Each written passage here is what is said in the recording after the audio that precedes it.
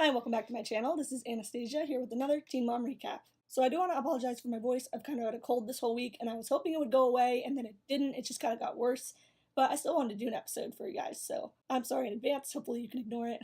So this episode starts with Kale. Today is Isaac's 9th birthday, and Kale feels on good enough terms with Joe to invite him over for cake. She goes to pick up her kids, and we get to see the amazing MTV cinematography of a close-up zoom-in on her hair for some reason. Over at Joe's, he thanks V for stepping in on their situation. He talks about their conversation that they had, and he wonders why the hell Chris was there. And him and V are just laughing because, in the end, Chris ended up basically siding with Joe on everything and kind of looking at Kale like, what the hell, Kale, he has a point. In the end, Joe was glad that Kale got to listen to other people's perspective, or she was kind of forced to, and that also they had witnesses to their conversation. He probably meant witnesses in the case that, like, she won't go back and say, oh no, I never said that. But I think he's also glad that Chris was there to kind of hold her back if she started going rage mode on him. Kale's friend Becky comes to see her, and she is surprised that Joe is coming to the party, because last she heard they were fighting. Even she can't keep up with all of Kale's current shit list and good list and whatever. She's just glad they're friends again, because now she's allowed to be nice to Joe again without it being awkward. Brianna says nothing has changed since Lewis moved back. The only times he's seen Stella were the ones that we saw that were filmed for the cameras. She says Devon has been wishy-washy, but more importantly to her, she's going to New York for John's birthday coming up. She asked Devon to pick up Noah from gymnastics and help her do her homework while she's gone, and she hopes this is an opportunity where she can rely on him for the first time. As for the relationship with her and John, she says that there's no problems and everything is actually going pretty well, and that he hasn't met her family yet. I have a feeling those two things are probably related.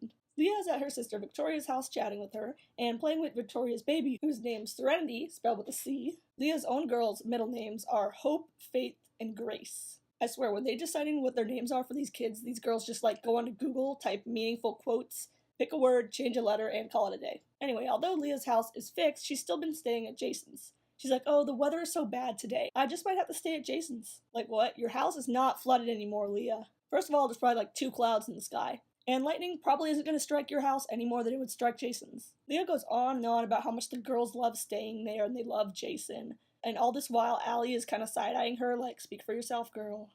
So Leah heads out to go get new birth control. She's talking on the phone to her friend and says her NuvaRing prescription ran out, so since then she's just been using Plan B. I'm pretty sure that's not healthy, first of all, to be using that so often. It's called Plan B, not Plan A. She doesn't know what to do because she's afraid she'll forget to take a birth control pill, and the NuvaRing broke her out.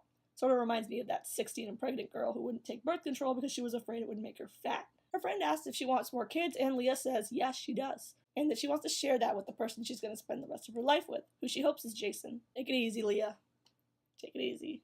Chelsea and Cole are doing a collaboration with Itsy Ritsy, a company that makes fancy diaper bags. So far, they pretty much just sent Chelsea and Cole Pinterest boards, and then Chelsea puts a check mark on what she thinks is cool and what she likes. From that, they take inspiration to make the designs. So no, Chelsea isn't exactly going to Joann's Fabric, designing the stuff, then sitting down on a sewing machine making it. The actual designer meets up with them and shows them style boards that they pick out. When it's Cole's turn to choose a sort of design that he likes, which is probably the first time since he started dating Chelsea that he's allowed to make a decision on something, he ends up choosing a camouflage color scheme. Janelle has been overwhelmed by drama, so Barb takes her out of town to Atlanta, Georgia. They've never gone on vacation alone before without kids. Janelle can't wait to relax, and Barb says that they're going to enjoy themselves without limits, which is the biggest foreshadowing I've ever heard. This 3-day trip is going to be the longest that Janelle has ever been away from David since they started dating. Of course, he was upset at her leaving and possibly escaping him.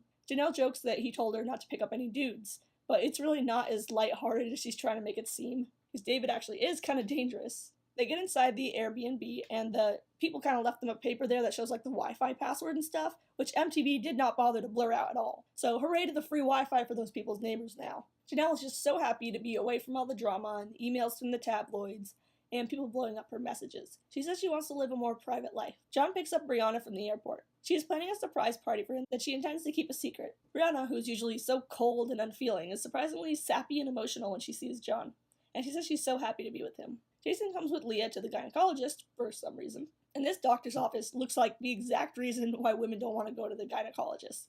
It's got like the 80s floral wallpaper, the slightly creepy, off-putting doctor, the whole 9 yards.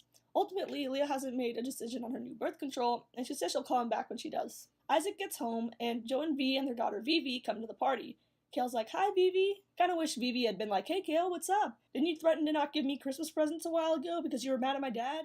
Everyone sits around on the couch and kind of reminisces over Kale giving birth 9 years ago to this day. Joe says it was agonizing just watching and holding her foot, They all have cake and blow out candles for his birthday. Janelle goes shopping with Barb during the day, and then back at the house, Barb says, let's get the boxed wine out. They start drinking, Janelle starts burping, and Janelle's privacy break from social media lasts like less than 3 hours because she goes on Instagram Live with Barb while they drink. And the progression is fast. MTV kind of shows the time there. At 9:02, everything's normal. By 9:20, Barb is dancing on one leg on Instagram Live. By 9:40, they're yelling and Janelle's explaining the meaning or lack of meaning of her YOLO tattoo right here. Janelle adds Brittany to the live and they start talking about Kale. Barb says they should all get lit and go kill Kale. Even Janelle realizes the mistake her mom made saying that, and it's like, oh my god, dude, we're live, you can't say that. The situation sort of reminds me of that whole Shane Dawson drama that happened a few weeks ago, if you know about that. Like, they were obviously joking when they said what they said, but it was such a poorly done, stupid joke that you can't even tell if they were being serious. I don't think Kale has to worry about Barb killing her, but given that Janelle and David are kind of crazy, I don't know about them. Devon picked up Nova from gymnastics just fine and is going to help with her homework. Brianna is glad he's trying to step up. Janelle and Barb are still making fools of themselves on Instagram Live when producer Kristen calls them and it's still recording. She's like, are you still on live? Take me off speakerphone. She says you have to tell Kale you were joking. Janelle is just drunkenly laughing, sticking her tongue out, recording all this. Producer Kristen continues to tell them to apologize and Barb is just like, well... Later, Janelle says everyone just needs to chill. And Barb never really apologizes. She just says that she was joking. Janelle says Barb is part of the old generation that just doesn't understand the effect of saying things on social media. I guess Janelle must be an old soul too, because she said some stuff on social media. Leah eventually gets a NuvaRing prescription and picked it up. The doctor told her that she couldn't have an IUD as birth control because her uterus has 2 horns and is shaped like a heart. Sounds kind of metal, to be honest. Like something Janelle would get a tattoo of if she had it. Victoria asks Leah why she won't try permanent birth control like getting her tubes tied. Leah says, well, it's because you never know what life has in store.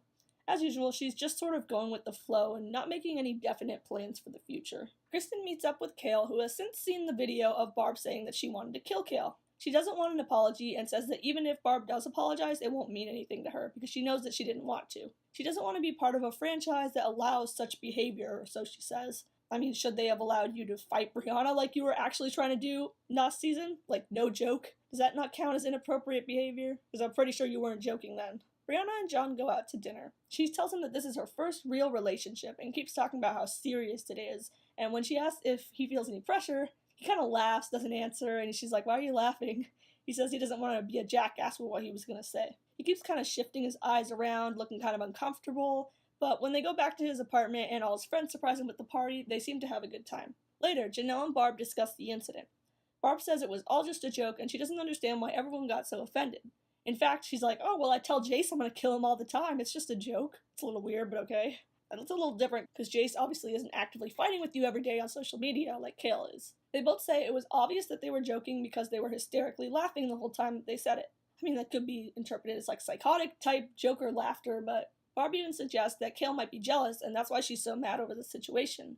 Janelle agrees that she must be envious of them reconnecting because Kale's own family doesn't talk to her. They even both mock Kale and how she said that Barb should be taken off the show, and they trash talk Kale together for a good 5 minutes. And that's all for this episode of Teen Mom 2. Do you think Kale has a right to be mad that Barb joked about killing her, and were they really joking? And do you think John meeting Brianna's family will go well? Leave a comment down below and make sure to subscribe for Teen Mom recaps every week. And I do apologize again about my voice. I know I sound pretty bad, but I watched the episode and I really wanted to talk about it anyway, so hopefully next week, or almost definitely next week, I won't sound like this. So thanks for watching.